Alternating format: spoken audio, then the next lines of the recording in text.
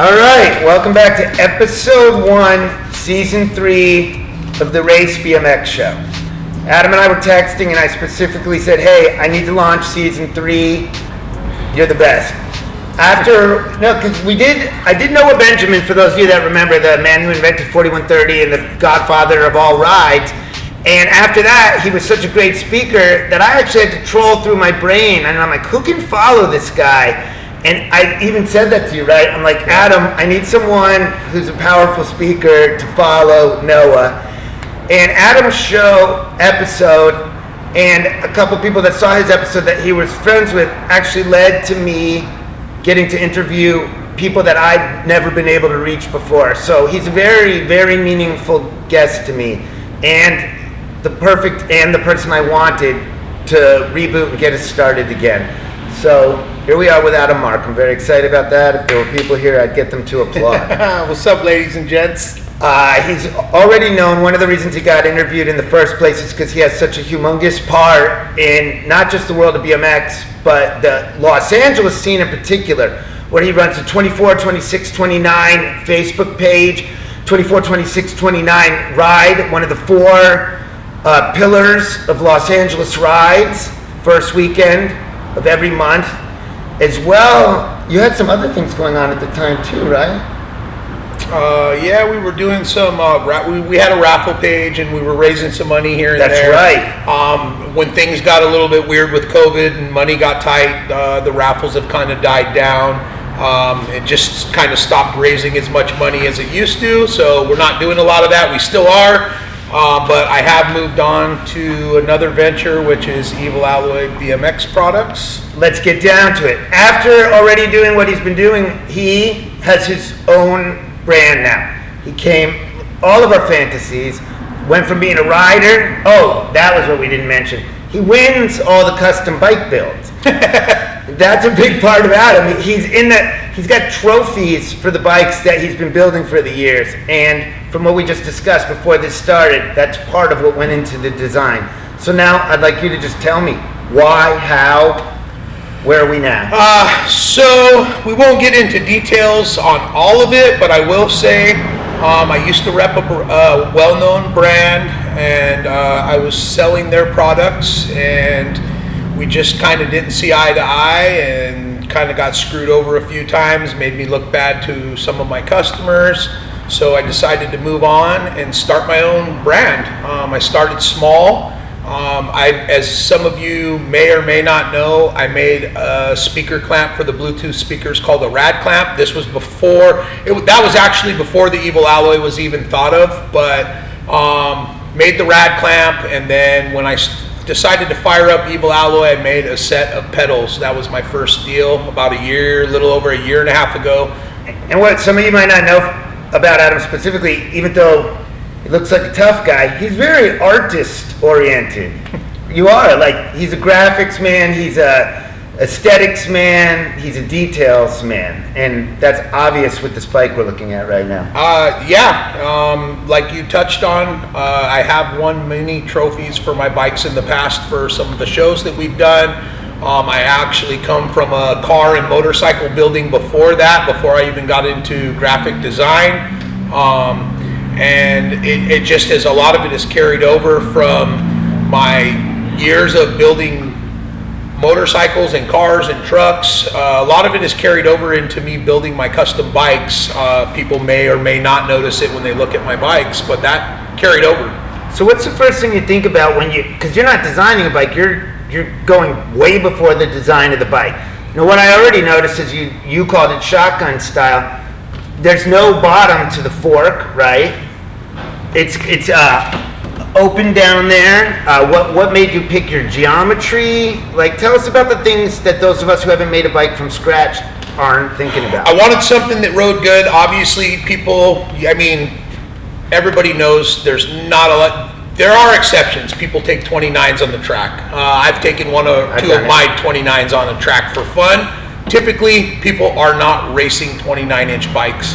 Yeah, you can correct me. We do have a buddy or two that actually race 29s, but I'm really not into the race scene too much. And most of the people who are buying and building these bikes aren't either. So the geometry is just more of like a cruising geometry. Okay. Something comfortable for a big guy.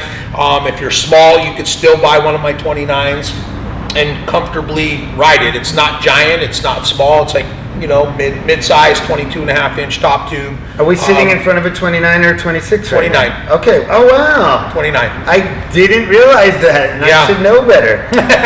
That's really sleekly done, and it is. Small's not the right word, but it looks like it can be whipped around in the same manner as a 26 or a 24. Absolutely, absolutely. If you want to go out and get crazy and take it to the skate park and fucking whip it around, you can whip it around. It rides bitchin' wheelies. I, for one, don't ride wheelies. I end up on my ass. But it's just a good all-around bike. And truthfully, if somebody wanted to take this bike and race it, they probably could, but that's not what I built it around. The open-in forks, I kind of was going for like an old school look. I've always liked that. Most companies these days cap their forks off. I wanted it to remain open. I don't know if you could really see it in the video, but into the forks, well, we don't want the bike to fall over. No. Into the forks are open, so technically if you wanted to build your bike and paint it in a different color, a lot of people who have built these bikes have painted in the end of the forks black. Kind of gives it a shot. I call it a shotgun look. It looks like a shotgun. I thought that was the right words, yeah, because when you told me, I was like, oh, it does look like a shotgun barrel. What's the bottom bracket? Bottom bracket and cranks are technique from Bill. We haven't got that far yet, but trust me, Evil Alloy is working on cranks and bottom brackets and all of that good shit. European? American. Oh, it's I'm a traditional BMX guy. Okay. I don't believe in disc brakes on BMX. I mean, I could take or I'm leave. with that. I could take or leave the Euro bottom bracket, but when I grew up in the '80s riding BMX, there was no such thing, or if there was, nobody rode European bottom brackets. Nobody had disc brakes. Like, I feel that a BMX bike should be traditional, and that's how I build my shit. Okay, I respect that. That is one of the things. I am a believer, like, there are like two brands that do a 90s style replica, which I do like because BMX have become a little more track spaceship oriented. But also I do feel traditional about brackets and certain styles and stuff. I don't want quill stems or anything though. No, for sure. Like, there are things that have changed over the years that are for the better, and I would never see going back to, and quill stems is one of them. Okay. The threadless stems are amazing. Okay, so let's talk about my fascination with the bike first. What is the design behind the dropouts? I noticed that they've got some stylistic work done into them. Designed the dropout myself. Took me forever. It's funny because we always say, Craig from Gary Turner or CT, we always say we're CAD designers, and it's not CAD design like you would think. It's cardboard aided design. As funny as that sounds, we draw it out on a piece of cardboard, trace it into a piece of metal, do our adjustments on how, and a lot of people probably would make fun of us for that, but that's how it goes down. Well, and since I'm going to talk to you in layman's terms, what made you decide to do two posts coming into a flat bracket as opposed to loops and all that? I wanted to give it that old school look. Everybody, you know, people are loop tail. Growing up, I wasn't fortunate enough to have a loop tail, but I dig the look of this a little bit better than it's preference. Some people like to see this, some people like to see a loop tail. I prefer this look. So that's a stylistic choice? Yeah, really just an aesthetic choice. It's very nice looking. And I'll get a picture of it for those of you who can't see it. What made you decide to choose the method you use? We have like out tubes and again going with that old school, dude. If you look at it, it's very resemblance to early model GTs. I just was trying to go with something. I wanted to have a lot of old school mixed in with my new school, and I think I did a pretty good job at it. That's kind of same thing with the not to jump ahead, but with the gusset. I prefer bikes without gussets, and I thought really hard back and forth. I'm going to put a gusset, I'm not. And I just felt that it kind of rounded out that old school look that I was going for.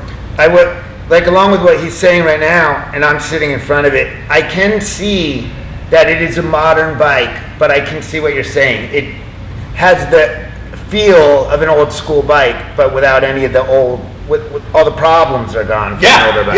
Yeah. Like, as far as this bike is concerned, is this something that are we going to be able to get frame and forks? Are you going to be selling completes? Is this a order ahead situation? Okay. Sorry, didn't mean to cut you off. No, I'm ready for the answer. So basically, I started making bike parts, and when I thought about doing the frame and fork, I was a little bit nervous. So this is a 2022, and I mistakenly advertised it as 50 limited edition. So I advertised it as 50 limited edition 29-inch frame and forks because I thought that might entice people to want to buy one. Right. Well, what I did is I screwed myself because those 50 sold quicker than you could even imagine. Okay. So me saying 50 limited edition, we blew through those like nothing. I couldn't very well say like, oh, well, let me make 50 more because I kind of, that would have shit on anybody that was buying it because it was advertised as limited edition. Which, to my understanding, that has occurred here and there. So you didn't want to be part of that. I didn't want to be one of those guys that just was on the money grab that said, oh, well, I sold the 50 and I said limited edition, but I'm going to make 50 more. I didn't do that. So that was my bad. Personally, if I got one of those 50 and then you released the same 50, I'd be straight up fucking pissed. Yeah, exactly. So that's why we just, I let it go. I learned, and 2023 will not be a limited. There will be a limited drop of the first 50 that people will be able to get in on, but it will not be a limited edition, limited to 50. So like I said, I kind of pigeonholed myself and did 50 frame and forks. They're done, gone. I have a couple laying around that customers haven't picked up yet. A couple people got lucky and got in on some raffles and got a couple of them, but for the most part, they're done. 2023, anybody that wants to buy one, it will be available. And it will not be this, obviously it'll be a different model. This is one and done. 2022, 29-inch, everything on this bike is one and done. There's no 26s, no 24s. We're working on some 26s now. Okay. They're not limited. The prototype should be available in the next couple of weeks for people to see. Basically, what I did with this bike is I put the proto frame and fork up in our group 24, 26, 29, and kind of got an idea for how it was going to go, and it went much better than I thought. I don't know if I'm putting you on the spot or if you really haven't answered. Is there a price on frame and fork right now, a standardized price, or do you need 900 frame and fork raw? Okay, raw 900 frame and fork. Moving ahead, so we're moving pretty well with what is it? chromoly. Okay. Yeah. And tell me about the brake cable holders right here. What's going on here? I just they look a little bit cleaner. We do make a really cool aluminum brake clip, so it rounds out your build well, dude. In the past winning shows, I've had a lot of the judges tell me that's the small stuff that's what helped set my bikes apart from other people that we were showing bikes against in the shows.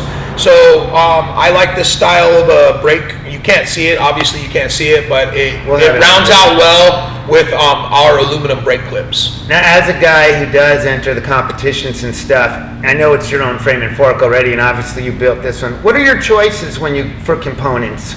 I mean, and he's doing pedals. Dude, you guys can see the pedals. People are talking about your pedals. Like, there's guys that aren't even, that's not even their style of pedal, who are talking about how beautiful your pedals are. So obviously you're putting those on there, but when you go to your clamps and your C-post and stuff, what's a guy who wins contests choose? Up until now, really, I would just sit back and look and see what style the bike was going to look like, and I would pick my components according to what I was going for. This bike's got our prototype stem, our prototype headset, it's got our pedals, our volcanoes on the 3/8 female hubs. Everything else is Bill from Technique. It's got Tech Hooker brakes, it's got Technique cranks, Technique spider, and chainring, and Technique tensioners. Moving forward, once I'm guessing mid next year, all of that will be available Evil alloy. So mid to end of next year, we will have basically, if you want to buy and build a complete Evil alloy bike, you will be able to. Okay, I have to ask you this, because this is just what me and all the bike guys sit on. What kind of nightmares do you go through trying to get the parts here? Or is it easy? It can't be easy. A lot of hours of R&D. You wouldn't believe the amount of money that I pay designers to design my parts, because what I do is, again, like we were touching on our dropouts, I draw them up on a piece of cardboard, bring them into the computer. I'm not a CAD designer, I'm not a SolidWorks designer, so when it comes to like the stem and the seat clamp and other parts, I actually leave that to the pros. I draw it up on a piece of paper. But what do you have to do, like, to get your hands on the metal to be welded? What do you need to do when you need to get a part anodized? Something that I wonder about but have never been behind the scenes on. So Craig from Gary Turner, CT Customs, he built my frame and fork. Okay. We did face some challenges it did set us back a couple of times when we were unable to get materials. Materials have gone through the roof, hence the cost of the frame and fork raw. I mean, we're still competitive on it, but it's just a real bitch getting materials. Some of my products are made here in the States. Some of my products are made overseas. It really just comes down to what makes sense. What's gonna, it doesn't make sense for me to make something here that I can't make money off of. Okay, so let's just say you're getting this made. Obviously, there's some molds involved and all that. Are you Programs. What's that? Programs. So Okay. everything's CNC. All of our aluminum Like parts those are all laser CNC. printer cutters? CNC is like basically like a metal. I don't even really know how to put it. I'm not a CNC guy. It's Like a shaper? yeah, it has bits in it, and you. Now, does the same guy, like, then you got to get them all done in different colors afterwards. So I'm assuming they're raw. Now, are they Yeah. handling the colors there? No. Or you have to go get them and then ship them to the next? Yeah, so all of our products come in raw.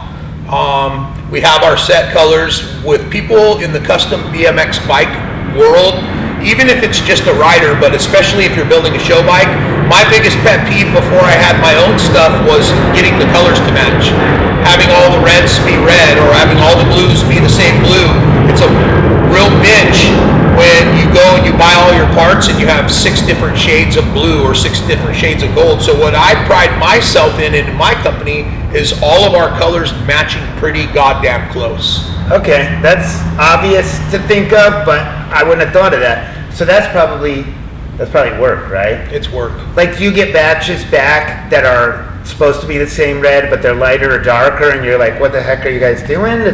Or am I just overthinking this? No, we have had that happen. So basically what I do when I go to the anodizer, I have a bag of anodized parts of all one piece of every one of our colors, and I drop it off.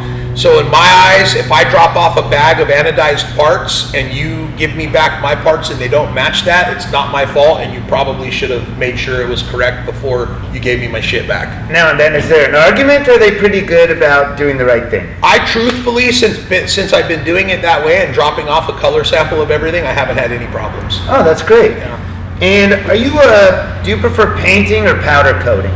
Definitely powder coating. Really? Yeah. I thought you were going to get all old school and tell me paint. I do have friends that paint their bikes, and don't get me wrong, I have seen some paint jobs that are mind-blowing, but a while back I dropped a pedal on a customer's bike that was painted. He had brought his frame and fork to me so I could do a color match for his stickers, and I knocked the pedal cage off of my desk onto his frame and completely ruined the paint job. Whereas if it was a powder coat, it probably, if it put a scratch, it would have been a minor scratch. Okay, so it's me who's just more into the fun part of the riding. That's actually interesting to hear, because I thought paint was just blanket statement, a finer quality way to cover a bike. But you're saying that the powder coating is actually more durable than paint? Powder coating is way more durable than paint. That's way more durable. But like- there are some people out there that'll argue, but I promise you, powder coat is way more durable. Yeah, and even these days, the powder coat is just phenomenal. Like, you can get some really bitchin' colors. If you could see these bars and these forks, they're powder coat. And I've had people look at it and go, "Oh, wow, that's crazy. How'd you anodize your handlebars and your forks?" And it's powder coat. It's like a 3-stage powder coat that looks bitching. I almost asked you that until I took a closer look. So is a 3-stage powder coat more evolved than a standard powder coat? Obviously, it's got to be, right? So what they do with these, just touching on these, like this red, for instance, they do a silver base, then they do a trans red over it, and then they do a matte over the trans red. So you've got basically it's 3 layers of powder coat, and you end up with something like So this. has that been in the oven 3 times? Yes. So they do it first, oven, then Yep. they do the trans, oven, then they come back and, wow. Yep. Oh, I'm learning a lot today. This is more technical than most episodes. And what about the anodizing? What's your knowledge on that? Like, is that just something that's dropped in is it like an Easter egg? Like, I mean, honestly, I've never watched the process other than watching it on YouTube. But yeah, I mean, that's a really good way to put it. It's like an Easter egg. They put it in a solution. From what I understand, it's electrically charged. But that's about all I know about anodizing. What I do know about anodizing is when I make my parts, I want them all to come back the same color. Will there be Evo alloy seats? Don't know if there will be Evil Alloy seats. That if and when, that would probably be something that's last, because I do know a lot of people like to do their own pads and seats full custom. If there is going to be an Evil Alloy seat, that will probably be one of the last products we make. Yeah, well, the reason I ask is I'm picturing if you make an Evil alloy seat, then you're going to be like looking for all the people who know how to sew particular designs, because I know you're not going to just make a smooth seat. That's not really you, right? Honestly, if we did a seat, we would probably have to mass produce it. We would have somebody do a custom pattern seat, and we would find somebody to mass produce after that, because if I was to make every seat one off, I don't know how many people out there are going to want to spend $200+ on a custom seat. I mean, don't get me wrong, there are people out there, and I won't mind making them if it comes to a point where people are like, hey, we want custom one-off Evil Alloy seat to complete our build. I will definitely do that. But as far as production seat, we will probably have to have somebody fashion a bitchin' seat and then send it out for mass production. Okay.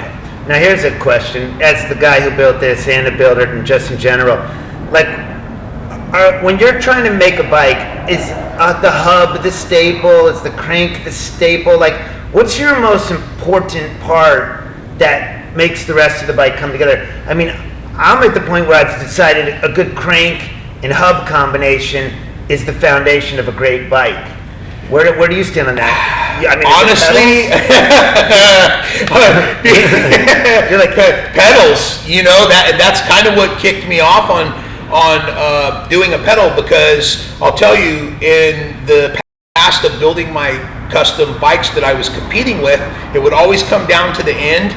I would go, shit, what pedals am I going to put on this thing? Like, I'd have the whole bike done, and I'd go, oh crap, what am I going to do about pedals? Like, this whole bike looks bitchin', like, what am I going to do about pedals? So it was always in the back of my mind when I was doing this, it was always like, hey, that was always the last thing, shit, pedals. What am I going to do for pedals? So by definition, the pedal is the cherry. I feel like it. I feel like the pedal's the cherry on top, and then next would probably be the hubs. So, but you know, I have held a part in my hand. I've held a stem in my hand and been like, wow, this is a cool stem and a cool color. I need to build a bike around it. That I understand. So when you find the right piece, you're willing to build around it. But if you're building a bike, you're telling me before cherry on top is the pedal. Before it hits the show, you need the right pedal. You can't take a bike to a show if the pedals aren't right. You can't take a bike to the show. You can't build a show bike and take it with some half-ass pedals. And that's kind of where I've come up and refined these pedals, cage pedals, and I offer what we call the Helcano washers.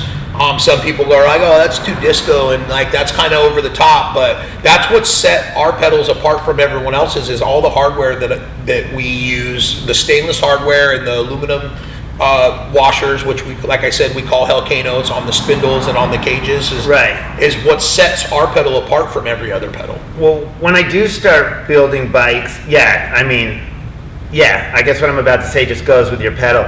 Like, at first you look at the bike and you're like, oh, it's done, it looks great. Then you realize your axle bolt is just a standard axle bolt and it looks like a polka dot where it shouldn't be, right? No. So then you're making custom bolts. Yep. Then you're like, oh, good, it's done again. Then you realize, like, oh, that just looks like a regular piece in the tip of the stem cap, and now you're making an anodized stem cap bolt, right? Yeah. Like, It just keeps going. It just keeps going. And a lot of the small stuff that I make, I don't make a bunch of money off of it, but it rounds out your build. You know, when you could build a bike, like let's say for instance, this bike, black, red, and a little bit of silver on it. Instead of just having a black and red pedal, you've got a red pedal, a black cage, a red washer, a black spindle bolt washer. Like it just. Well, that's where the magic comes in. That's why your pedals are so beautiful. It's something that somebody might not be thinking about. They might not even know why it looks better than something else. No, you're correct. Okay. Like you were saying earlier, you know, people who aren't even into pedals, it isn't their thing, look at my pedals and go, wow, I need a set of those. They might not even know why they need a set, but they're looking at them and they're like, wow, those really stand out. And that's why, like I said, and then, you know, I've kind of just refined what I took from doing the custom builds and brought it into production. My gold and silver bike, it sounds like I'm trying to be funny, it attracts old ladies that don't care about bikes or BMX at all, but it looks like jewelry to them. And that's, your pedals look like jewelry. I like to use that word, even though it may not sound right in BMX world, but it's so shiny and so beautiful. I don't think there is a better. There's not, and many people refer to it. Believe it or not, many people refer to it as BMX jewelry. You also get a lot of people that go, "Oh, that's what's up with your bling bling?" Like I'm like, you know what? If it's not your thing, we could take the bolts out and we'll put some rusty old black bolts in it. If that's your thing and you want that old race look, we could do that. But a lot of me, including, and a lot of people who are building bikes these days, even if it's just a rider, like to see that little extra. Okay, this may be an inappropriate question to ask an actual man who makes the pedals, but have you hit your own shin with those things? They've eaten my shin. They've eaten the back of my leg. One time it ate my shin so bad, I took a picture of it and everyone was like, oh, cool Halloween blood. And I was like, I wish it was Halloween blood.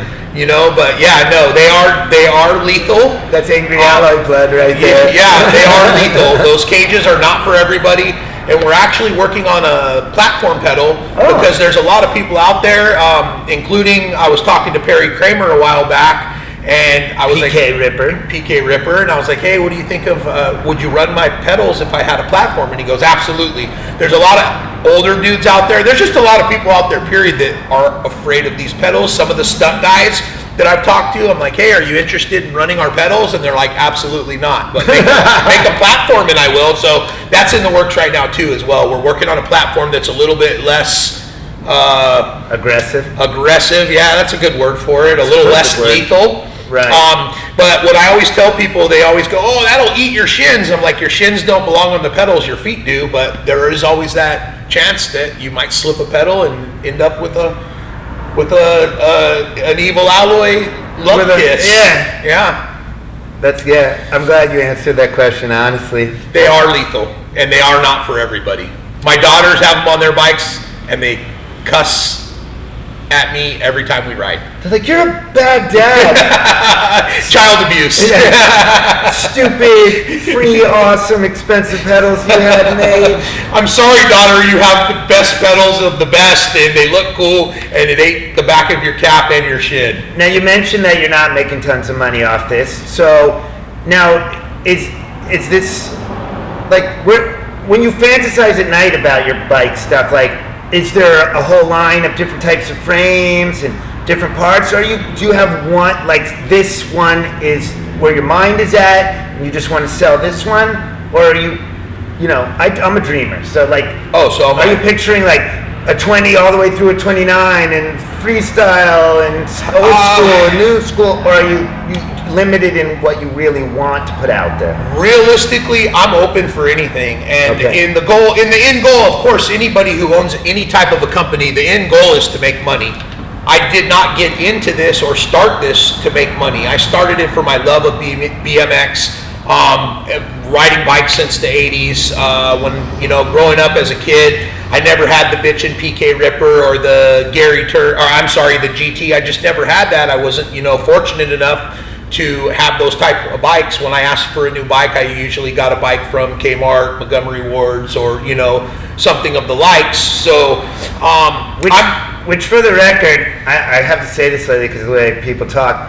If you don't have money and you want to go to Montgomery Ward or Walmart, you know, there's those mongooses out there now. Oh, absolutely, dude. Even though I ride what I ride, but I still wanted everyone to know I'm still pro any bike. Pro, get your ass on the bike. Yeah, like. But there are, and like you said, there are some really bitchin' budget bikes, dude. Walmart, yes, like a lot of these stores are carrying nice entry-level bikes, and I wouldn't knock them the least bit. Just get out on a bike. If you're riding a Walmart bike, at least you're still riding a bike. Yeah, get out there on a bike, prove to yourself you're going to ride it every day, make some friends, buy their used parts if you don't have money as they buy new parts. Absolutely. And then someday you'll be riding this. Absolutely. But as you were asking about, is there a limit? There is no limit. What I don't want to do is make a bunch of shit that people aren't going to want. Okay. So I do know that the 29s and the 26s are the most sought after bikes right now. So that's kind of what we're sticking to, 26 and 29 right now. Okay. 2023, I've got some really bitchin' shit in store, but it probably, again, will probably be sticking to 26s and 29s for the time being. As far as parts, there is no limit. We're going to continue on. Once we hit the top and we're done with all of our high-end parts, which I would middle of the road parts, because we don't have the most expensive, we're not the cheapest. We will probably start getting into some lower-end parts for kids. You know, kids that their parents buy them a bike and go, "Hey, you want anything done to it? You got to do it yourself." Not every kid could go out and buy a $300, $400 set of pedals. I want to get into a lower-end market of evil alloy parts that everybody can participate in the custom. I do think with your style that you could produce a lower one that still be beautiful to the people that are buying it. Absolutely. Okay, that's great to hear, actually. Absolutely. A little extra effort for the people that can't keep up with what you're doing right now. Oh, that's really nice. So, man, I feel like we really nailed it on that one, right?